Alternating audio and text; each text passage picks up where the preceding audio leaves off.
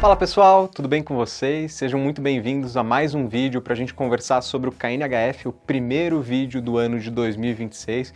Então, aproveitando aqui, desejar um feliz ano novo para todo mundo que está assistindo a gente. E falando sobre o fundo, vamos fazer uma retrospectiva sobre o ano de 25.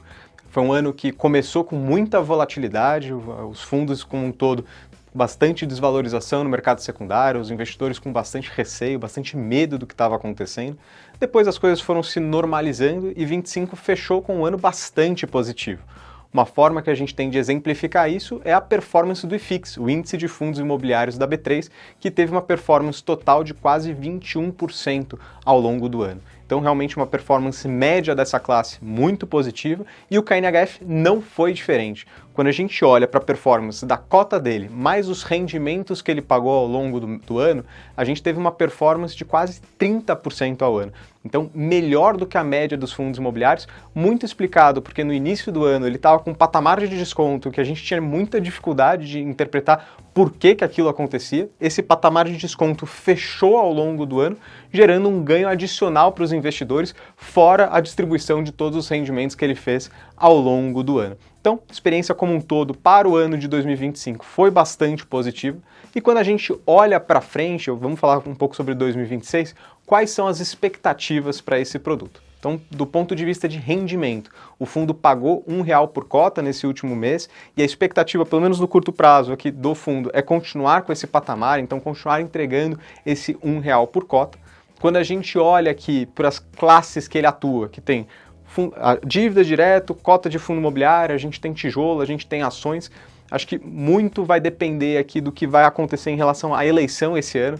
Então, a depender do caminho que o Brasil seguir, a gente pode ter fechamento de juros, uma aceleração econômica um pouco maior e ter um bom ano para esse produto. Ou então, dependendo do que acontecer, a gente pode ter um ano mais desafiador, com mais preocupação dos fatores macro, talvez uma bolsa que anda um pouco menos, e aí a gestão teria que tomar uma atitude mais defensiva aqui, ficando mais concentrado, talvez em posições como fundos de dívida e etc, e dívidas diretas também.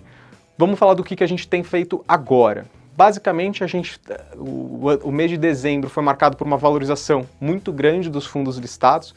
Por conta dessa valorização, a gente optou por fazer vendas parciais de alguns fundos de forma integral, de outros fundos só uma parcela, para capturar e cravar esse ganho dentro da participação do fundo. Então, agora a gente fica com um pouco de caixa para aproveitar talvez oportunidades que apareçam aí no meio do caminho. E do ponto de vista das ações que a gente tinha, a gente optou por reduzir a exposição, gerando um pequeno ganho de quase 20 centavos aqui no fundo como um todo. Pensando que é uma participação pequena que a gente tem no fundo em ações, gerar um ganho de quase 20 centavos por cota é um diferencial importante que vai compor aqui as distribuições que o fundo vai fazer nos próximos meses. A gente não está fazendo nenhuma mudança estrutural das participações do que é dívida, do que é tijolo, a gente deve manter nos patamares atuais pelos próximos meses, até que a gente tenha mais clareza do que vai acontecer ao longo do ano de 26.